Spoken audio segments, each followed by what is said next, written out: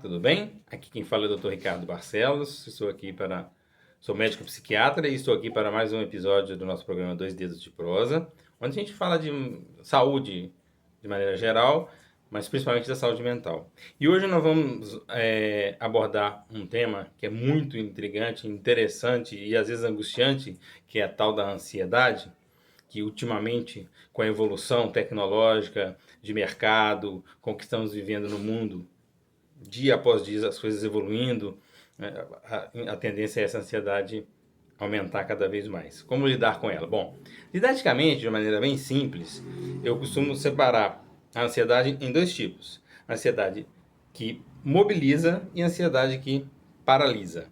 A ansiedade que mobiliza nada mais é do que um mecanismo de defesa do nosso organismo, que prepara a nossa mente, que prepara o nosso corpo, ativa o nosso corpo, para que possa se defender de qualquer ameaça à nossa integridade física ou até mesmo ameaça à nossa morte. Ou situações mais simples, como compromissos que a gente possa ter na sociedade, possa ter no trabalho, possa ter nos estudos. Por exemplo, a pessoa vai fazer prestar um concurso público.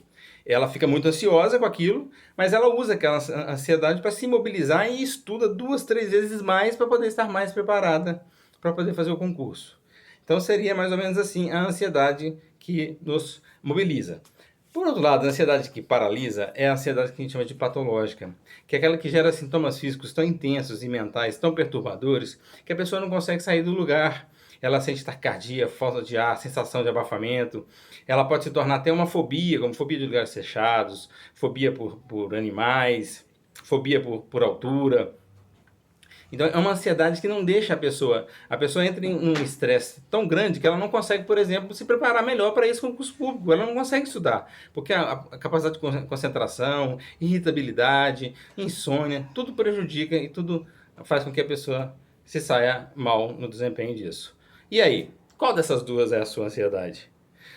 A bem da verdade, todos nós temos um pouquinho. O que muda mais é o grau e a qualidade dessa ansiedade. Uma forma não podemos esquecer, uma fórmula para lidar com a ansiedade.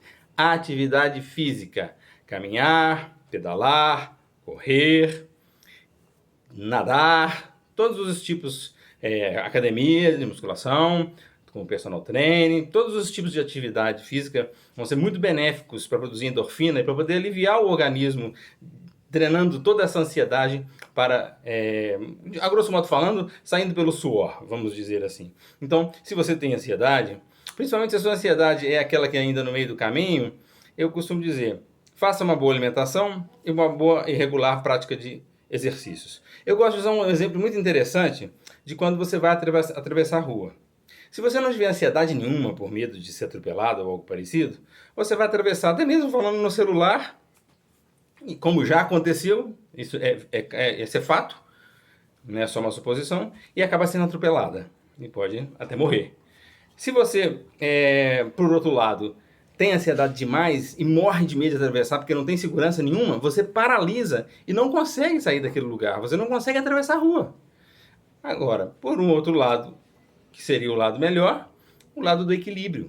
Você tem ansiedade suficiente para te gerar um medo de ser machucado, de estar sobre riscos, para que você possa se precaver, observar os sinais de trânsito e as possibilidades de você ser ou não machucado, para você saber a hora certa de atravessar a rua e chegar do outro lado com segurança.